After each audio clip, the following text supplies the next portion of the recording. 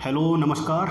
Exam express के YouTube channel पर स्वागत है। मेरा नाम है मोनू कुमार और आज जो हमारी क्लास नंबर 2 होने वाली है, यानी कि क्लास नंबर हिंदी व्याकरण या हिंदी ग्रामर की क्लास नंबर पहली हो चुकी थी। उसमें हमने हिंदी व्याकरण के सिलेबस के बारे में डिस्कशन किया था कि हिंदी व्याकरण का क्या क्या सिलेबस होना चाहिए, कैसे हमारी रणनीति रहेगी और कितने दिन में हमें ये सिलेबस पूरा करना है। तो मैंने आपको ये विश्वास दिलाया था, ये आपका मैंने उस दिन क्या है एक रणनीति तैयार की थी। लेकिन सबसे बड़ी बात यह है कि उस दिन मेरी पहली क्लास अपलोड करने के बाद मुझे तुरंत एकदम क्या है बुखार आ गया, पता नहीं किस दुश्मनों की क्या है मेरे पर हाय लग गई। तो मैं क्या हूँ क्लास बीच में यानी कि ब्रेक हो गया आप लोगों का क्लास, तो उसके लिए सबसे पहले मैं क्षमा चाहूँगा। और मुझे लगता है कि अब ऐसा क्या है बिल्कुल होगा नहीं, क्योंकि अब मैं बिल्कुल क्या हूँ सही हो चुका हूँ। तो सबसे पहले कुछ लोगों की कुछ प्रॉब्लम है, पहले उनको सोल्व कर लिया जाए। तो प्रॉब्लम क्या है आप लोगों की, पहले प्रॉब्लम सुन लो। प्रॉब्लम ये है कि कुछ बच्चे ये बोल रहे कि सर ऑफलाइन क्लास होगी, यानी कि फेस टू फेस क्लास लोगे या नहीं लोगे। तो पहले सुन लो कि अब बिल्कुल फेस टू फेस क्लास क्या है बंद हो चुकी है। अगर मैं फेस टू फेस या ऑफलाइन क्लास लूँगा तो आप लोगों को क्या है एक वीडियो डालकर क्या है पहले से ही क्या है बता दूंगा। और दूसरी खास बात ये है कि कुछ लोग ये पूछ रहे कि सर हमें बुक कौन सी रेफ़र करनी चाहिए, हमें पढ़ना है तो बुक कौन सी रेफ़र करनी चाहिए, हिंदी व्याकरण या हिंदी ग्रामर की। तो देखो सबसे पहले बात तो ये है, अगर आप मेरे से हिंदी ग्रामर या हिंदी व्याकरण पढ़ रहे हो तो मैं आप लोगों को जो है बस अपनी ही वीडियो से क्या है संतुष्ट भी कर सकता हूं और एक भी क्वेश्चन गलत नहीं होगा, ये मेरी गारंटी है। लेकिन फिर भी अगर आप बुक को पूछ रहे हो तो मैं आपको पढ़ने को बिल्कुल नहीं मना करूंगा। तो मैं जो हूं एक बुक लेकर आया हूं आज। बुक है हमारी ये, यानी कि ये है आपके आदित्य पब्लिकेशन यानी कि सामान्य हिंदी पब्लिकेशन प्रयागराज यानी कि इलाहाबाद। इस बुक को क्या आप रेफ़र कर सकते हो। इस बुक की खास बात ये है एक तो ये मुझे लगता है 4-5 महीने में अपडेट होती।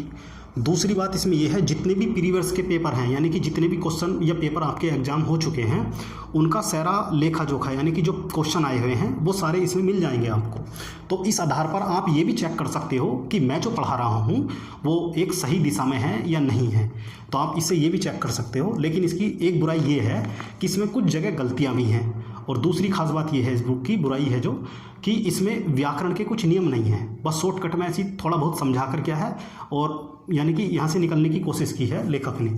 तो आप इस बुक को फिर भी ले सकते हो। इस बुक को मैं इसलिए बोल रहा हूँ क्योंकि जो हिंदी ग्रामर के जितने भी कंसेप्ट हैं वो सारे मेरी जिम्मेदारी है, मैं करवाऊँगा आपको। बस आपको क्या है प्रैक्टिस करनी है। हालांकि मैं इनकी प्रैक्टिस भी करवाऊँगा। जैसे कि हमारा जो पहला चैप्टर स्टार्ट होने वाला वो भाषाखंड स्टार्ट होने वाला है। तो अगर आप इसके पहले चैप्टर को देखोगे भाषाखंड के बारे में, हालांकि इसमें भाषाखंड क्या है ढंग से दे नहीं रखा, लास्ट में है, इतना अच्छे से क्या है दे नहीं रखा है फिर भी। लेकिन सबसे अच्छी बात यह है इसमें क्वेश्चन है 300-400 क्या है क्वेश्चन दे रखे। और उन क्वेश्चन से मुझे लगता है एक भी क्वेश्चन आपका क्या है एक यानी कि जितने भी कंसेप्ट है सारे कंसेप्टों से क्या है क्वेश्चन बनाकर क्या है इसमें परोस दिए गए हैं। आपको बस उनकी प्रैक्टिस करनी है। और दूसरी बात यह है कि जो ये भाषाखंड चैप्टर हम स्टार्ट करने वाले हैं ये बिखरा हुआ चैप्टर है, एक सब्जेक्टिव ढंग से आपको मिलेगा भी नहीं किसी बुक में भी। कहीं थोड़े बहुत बिंदु इसमें मिल जाएंगे, थोड़े बहुत संविधान में मिल जाएंगे, थोड़े बहुत क्या है कोई व्याकरण की दूसरी बुक में है उसमें मिल जाएंगे कुछ पृथ्वीनाथ पांडे की में मिल जाएंगे, कुछ आदित्य पब्लिकेशन की बुक में मिल जाएंगे। यानी कि अनेक बुकों में क्या है अलग अलग दे रखा है। कुछ चीज़ें समान हैं और कुछ चीज़ें अलग अलग हैं। तो मैंने उनका सारा ही क्या है एक जगह इकट्ठा कर क्या है मैं आप लोगों को क्या है यहाँ पर देने वाला हूँ। तो आज जो है मैं आपको 2 क्लास दूंगा। एक तो क्लास मेरी ये रहेगी और एक क्लास क्या है यानी कि शाम को मिलेगी आपको। तो दोनों क्लासों में आपको तुलना करके बतानी, और तुलना करके क्या बतानी है कि इसमें मैं आपको समझाऊंगा सिर्फ ओनली, और समझाने के बाद उसके बाद क्लास ब्रेक कर दूंगा। और जो क्लास नंबर 2 होने वाली है यानी कि क्लास नंबर 2 का जो पार्ट 2 होगा उसमें जो है उसमें जो है आपका मैं समझाने के बाद नोट्स लिखवाऊंगा। तो आपको तुलना करके ये बतानी कि क्लास नंबर यानी कि 2 का पार्ट 1 ज़्यादा बेटर है, पार्ट 2 ज़्यादा बेटर है। क्योंकि अगर हो सकता है आप नोट लिखने के भी क्या है नोट्स जो लिख रहे हो उसके भी इच्छुक हो तो मुझे आप ये बता देना सर कि दूसरी जो क्लास है जिसमें आप नोट्स लिखवा रहे हो उस क्लास को क्या है चालू करो या उस क्लास को ही क्या है कंटिन्यू करो। ऐसे ही क्लास क्या है सारी होनी चाहिए। तो फिर मैं क्या है आपको नोट्स लिखवाने क्या है स्टार्ट कर दूँगा। तो अब जो आप बिल्कुल क्या है निश्चिंत हो जाओ। अब आपको कुछ नहीं करना, बस एक कॉपी और पेन लेकर ज़रूर बैठना, क्योंकि उसके बिना कुछ है नहीं बिल्कुल भी। जब तक आपके पास औजार नहीं है इस क्लास का क्या है बिल्कुल ये सार्थक आपके लिए होने वाली है नहीं बिल्कुल। अगर आपके पास नोट्स और यानी कि कॉपी किताब पेन है तो आपके लिए क्या है एकदम ये वरदान साबित होगी। बाकी आप ऐसे ही क्या है मोहम्मद सा रंगीला की तरह बैठे हो तो ये बिल्कुल क्या है आपके क्लास क्या है निरर्थक है आपके लिए। बिल्कुल ऐसा जोन बिल्कुल छोड़ दो जहाँ पर क्या आपको आराम हो, थोड़ा बहुत कष्ट देने की कोशिश करो। तो सबसे पहले हम क्या है इस चैप्टर को देखेंगे, इस चैप्टर में है क्या। तो देखो इस चैप्टर में ये भाषा खंड का चैप्टर है और इस भाषा खंड में देखो है क्या। सबसे पहले कि इस भाषा खंड को पढ़ने से पहले हमें कुछ शब्दों का ज्ञान होना बहुत जरूरी है। जैसे कि शब्द, व्यावहारिक एकदम शब्द कि ध्वनि किसे कहें, वर्ण किसे कहें, अक्षर किसे कहें, शब्द किसे कहें, पद किसे कहें, पदबंध किसे कहें, वाक्य किसे कहें, उपवाक्य किसे कहें। अगर आप इन शब्दों का अंतर जानते हो तो हो सकता है आपको बुक भी क्या है ज़्यादा समझ में आए। बुक पहली डिमांड आप लोगों से ये करती है कि आप भी पढ़े लिखे होने चाहिए, आप भी इंटर पास और ग्रेजुएशन आपका भी क्या है होना चाहिए। बुक ये पहली शर्त आपसे भी करती है। यही नहीं है बस खाली हाई स्कूल या इंटर पास कर आएंगे, वो भी क्या है पढ़े पढ़ाई बिल्कुल है नहीं तो बुक पढ़ रहे हो, बुक समझ में आएगी नहीं, फिर निराश हो जाओगे, फिर कहोगे हमारी समझ में नहीं आ रहा और फिर बार बार क्या है कोचिंग करने की कोशिश करोगे। तो मैं आपको यहाँ पर एक आधार बनाऊंगा आपका कि आधार क्या होना चाहिए, आपकी एक नींव कैसी होनी चाहिए। मैं उसको क्या है शुरुआत करूँगा आप लोगों की बिल्कुल, जो आगे जब हम आगे पढ़ें तो चीज़ें बस आपको सारी क्या है कंटिन्यू एकदम से समझ में आने लगे। तो देखो सबसे पहले तो यहाँ पर है ध्वनि कि ध्वनि किसे कहें, वर्ण किसे कहें, अक्षर किसे कहें।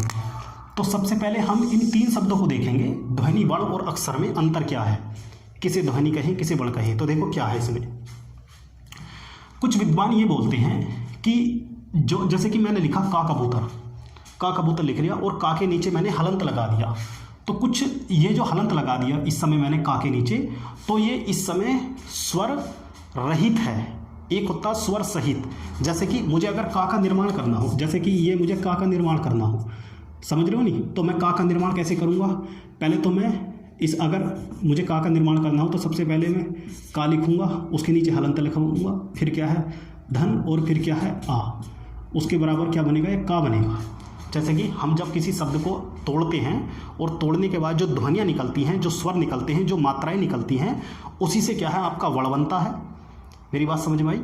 तो कुछ लोग इस वर्ण को ही क्या है ध्वनि बोलते हैं, लेकिन कुछ क्या है इसको वर्ण बोलते हैं, यानी कि कुछ ध्वनि बोलते हैं कुछ वर्ण बोलते हैं। जैसे कि अगर आप वर्णमाला का यानी कि यही बुक पढ़ोगे, आप आदित्य पब्लिकेशन की यही बुक पढ़ोगे, तो इसमें बहुत सारे विद्वानों ने ये कहा है कि इसे हम ध्वनि नहीं कहेंगे, इसे कहेंगे हम वर्ण।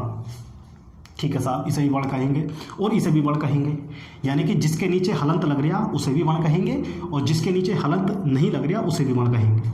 मेरा कहने का सीधा सीधा मतलब ये है, जो ध्वनि है ये ध्वनि किसे कहेंगे, ध्वनि कहेंगे जिसके नीचे हलंत है, और वर्ण किसे कहेंगे, वर्ण उसे कहेंगे जिसके नीचे हलंत नहीं है। लेकिन कुछ लोग ये बोलते हैं कि ये भी वर्ण है, कुछ लोग ये बोलते हैं कि ये भी क्या है ध्वनि है, यानी कि एक दूसरे को क्या है यानी कि एक ही मानते हैं दोनों को, एक ही कि ये दोनों एक ही हैं। मेरी बात समझ में आई। तो आपको इसमें बिल्कुल घबराना नहीं है कि किताबों में क्या है जैसे कि अलग अलग लिख दिया, तो क्या जिसके नीचे हलंत है उसे हम ध्वनि भी बोल सकते, वर्ण भी बोल सकते, ये आपके ऊपर डिपेंड करता है आप क्या बोलना चाह रहे हो। मेरी बात समझ में आ गई, इसमें बिल्कुल कोई संकोच वाली बात है ही नहीं।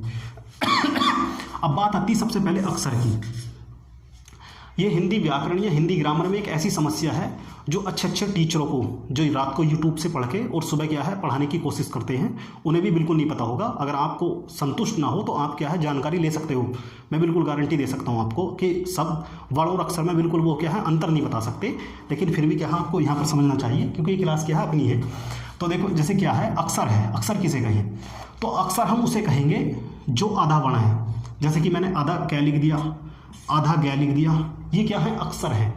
लेकिन ये भी क्या है अक्षर है, यानी कि जो पूरा वर्ण है उसे हम अक्षर भी कह सकते और जो आधा कै है उसको भी हम अक्षर कह सकते।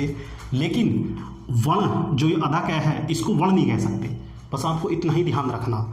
यानी कि जो ये आपका ये आधा कै है इसको हम अक्षर कह सकते हैं और इसको भी क्या है हम अक्षर भी कह सकते हैं, इसको हम वर्ण भी कह सकते हैं, लेकिन इसको हम वर्ण नहीं कह सकते। बस आपको इतना अंतर सा इतना क्या है ध्यान रखना। मेरी बात समझ में आई? अगर ये चीज़ें आपको समझ में आ गई हो तो फिर क्या है, हम अगले शब्दों की बात करते हैं। अगर अब भी समझ में नहीं आई हो बिल्कुल भी, तो नीचे क्या है कमेंट्स कर सकते हो, आप लिख सकते हो कि सर बिल्कुल समझ में नहीं आया। जब मेरी अगली क्लास आएगी तो मैं उसमें क्या है डिस्कशन कर दूंगा। लेकिन आपको क्या है तुरंत बिल्कुल अगर समझ में नहीं आया तो जब ही करना है, क्योंकि पता चला आप पढ़ रहे हम संज्ञा और फिर आप पूछ रहे हो ना सर हमें समझ में नहीं आया, तो वो नहीं चलेगा बिल्कुल भी। मेरी बात समझ में आ गई नहीं? अगर उसके बारे में भी फिर पूछना आपको तो 8192931829 ओनली व्हाट्सअप मैसेज करना है, तब पूछ सकते हैं, तो मैं अलग से बता दूंगा। दूसरी बात क्या है कि शब्द किसे कहें, शब्द शब्द। तो देखो शब्द क्या है, शब्द जो है इन वर्णों से, इन ध्वनियों से मिलकर बनता, इन ध्वनियों से और इन वर्णों से क्या है मिलकर बनता शब्द। जैसे कि मैंने लिखा यहां पर राम, राम ये एक सार्थक शब्द है। सार्थक, एक सार्थक शब्द होता है, एक होता है निरर्थक शब्द। निरर्थक जिसका कोई अर्थ ना हो, सार्थक जिसका कोई अर्थ हो। तो ये इस समय सार्थक शब्द है, यानी कि राम की एक क्या है, एक पहचान है, एक बहुत बड़ी संज्ञा है जिसका नाम है। तो जैसे कि अगर मैंने अब राम लिखा तो राम को अगर मुझे तोड़ना हो तो देखो मैं ऐसा तोड़ूंगा, रे, ये वाला रे उठा लिया मैंने, इसके नीचे मैंने हलंत लगाया, फिर इसी रे के अंदर आपका ए छुपा हुआ है, यानी कि आ की मात्रा। जब आप वर्णमाला पढ़ोगे तो आपको उसमें यह बताया जाएगा कि जो स्वर हैं वो स्वतंत्र हैं और जो व्यंजन हैं वो क्या है आपके स्वरों से मिलकर बनते हैं। तो ये क्या है, रे यहाँ पर स्वर है, वो सॉरी व्यंजन है यहाँ पर। तो जो ये व्यंजन है आपका, तो ये मैंने क्या है, ये व्यंजन जो है ये स्वर से मिलकर बना है। तो रे हलंत धन ए, और फिर क्या है देखो ये आ का डंडा नहीं बड़ा, तो आ का डंडा तो फिर धन लगाओ, तो फिर बड़ा आ लगाओ, ठीक है साहब, ये बड़ा आ हो गया। अब देखो ये मैं है, तो अब धन लगाओ मैं, और मैं भी क्या है व्यंजन है, तो अब इसको भी तोड़ो, मैं धन और ए, अब बराबर के क्या बनेगा राम, यानी कि राम। अगर आगे नहीं दिख पा रहा हो तो मेरी बात समझ में आई? तो देखो ये ध्वनि हुई, मैंने अभी क्या कहा, ध्वनि भी हो सकती है, वर्ण भी बोल सकते हैं। ध्वनि हुई स्वर, ध्वनि यानी कि स्वर, ध्वनि स्वर। स्वर और ध्वनियों से मिलकर शब्द का निर्माण होता। दोबारा सुन लो, ध्वनियों और स्वरों से मिलकर क्या है शब्द का निर्माण होता। मेरी बात समझ में आई क्या? तो ये क्या है आपका राम शब्द है। अगर मुझे कोई और शब्द भी लिखना हो, जैसे कि अगर मुझे लिखना हो काम, तो काम को भी कैसा तोड़ेंगे, कै धन प्लस ए धन आ, मैं हलंत प्लस धन है, क्या हो गया ये काम। ऐसे भी आप कोई से भी शब्द को तोड़ सकते हो। तो कुछ शब्द होते हैं जो मोस्ट क्या है आपके शब्द हैं, जो कभी परीक्षाओं में पूछे जाते हैं। एक दो क्वेश्चन क्या है ऐसे आए हुए भी हैं, जीडी वालों के लिए क्या है विशेष तौर पर क्या है ऐसे पूछे जाते हैं क्वेश्चन। तो इसका टॉपिक एक बिल्कुल अलग से है, कैसे तोड़ते हैं शब्दों को, मैं वहाँ पर आपको क्या है बता दूंगा। ठीक है साहब, तो शब्द को आप समझ गए, शब्द किसे बोलते हैं? तो शब्द क्या है, शब्द वो है जो ध्वनियों या वर्ण, ध्वनि या वर्ण प्लस स्वरों से मिलकर बनते हैं, उन्हें क्या बोलते हैं, हम शब्द बोलते हैं। ठीक है साहब, आप लोगों की क्या है शब्द भी ध्यान आएगा। अब समझते हैं पद किसे कहें। तो देखो पद किसे कहें, पद के बारे में बहुत ध्यान से समझना। मैंने मान लो एक शब्द बनाया राम, एक शब्द बनाया रावण, एक बनाया मारा। मान लो ये है तो शब्द ही, लेकिन जो मैंने आपके सामने ये क्या है गद के, जो मैंने आपको ये क्या है व्याकरण के नियम, व्याकरण नियम प्लस गद, यानी कि जो मैंने व्याकरण के नियमों के अनुसार, यानी कि जो गद के जो व्याकरण के नियम हैं उनके अनुसार एक क्रमबद्ध रूप में जब लिख दिया तो ये वाक्य का निर्माण हो गया। मेरी बात समझ में आई? है तो ये रियल में शब्द, लेकिन जैसे कि अभी मैंने आपको ये बताया कि जो राम है, राम ये क्या है शब्द है। अब इस राम को मैंने उठाकर यहाँ पर रख दिया राम। मान लो मैंने रावण का भी क्या है, रावण अगर अलग से लिखोगे वो भी एक शब्द होगा, और मैंने उसको भी यहाँ पर लिख दिया। मान लो मैंने मारा लिखा हो और मारा को भी क्या है मैंने यहाँ पर लिख दिया। है ये रियल में शब्द, लेकिन जब यही शब्द वाक्य में प्रयुक्त हो तो इन्हें क्या बोलते हैं, पद। तो राम क्या है यहाँ पर पद, रावण क्या है पद, मारा क्या है पद। अब जैसे कि आपसे ये क्वेश्चन पूछ लेगा, बताओ राम ने रावण को मारा, इसमें कितने पद हैं? तो कितने पद हैं, 1 2 3, मेरी बात समझ में आई? इसमें 3 ही पद हैं, इनको बात को देख लेंगे, समझ रहे हो नहीं, ये कारक चिन्ह होते हैं, इनको बात को देख लेंगे। तो इसमें कितने पद हुए? 3 पद हुए। तो मुझे लगता है कि आपको क्या है, शब्द और पद में भी क्या है, अंतर का पता चल चुका होगा। ये बेसिक सी नॉलेज है और इसमें कुछ नहीं है, और आपको ये क्या है, समझना ही समझना है, अगर आपको क्या है कुछ किताब को समझना है तो। अब इसके बाद आता है पदबंध। तो देखो ये रियल में क्या है, वाक्य है, ये रियल में क्या है, वाक्य है, राम ने रावण को मारा। अब देखो इसी वाक्य को मैंने उठाकर यहाँ पर रख दिया, राम ने रावण को मारा। मेरी बात समझ में आई? लेकिन मैंने राम से पहले राम की बहुत सारी विशेषता बता दी। कौन कौन सी? कि राम कहाँ का रहने वाला है, अयोध्या के रहने वाले हैं, दशरथ के पुत्र हैं। तो ये मैंने राम की विशेषता बता दी। तो इस समय रियल में यहाँ पर ये राम जो है ये क्या है, संज्ञा है, संज्ञा। जब संज्ञा से पहले अनेक शब्द आए जो उस संज्ञा की विशेषता बताए, उन्हें क्या बोलते हैं, पदबंध। यानी कि यहाँ पर क्या है, राम जो है, राम से पहले वाले जो शब्द है, अयोध्या दशरथ रामपुत्र, ये पदबंध है। यानी कि अयोध्या दशरथ पुत्र, ये पदबंध हो चुके, पदबंध। जैसे कि मैंने एक टेंस बोला, सुनो, लिखो, चाहे एक टेंस लिख सकते हो, लिखना, नरेंद्र मोदी भारत के प्रधानमंत्री हैं। मैंने ये शब्द बोल दिया, ठीक है साहब। अब मैं अगर यहाँ पर ही क्या है, नरेंद्र मोदी से पहले जो है, अगर नरेंद्र मोदी की विशेषता लगाकर आप लोगों को ये बोल दूं कि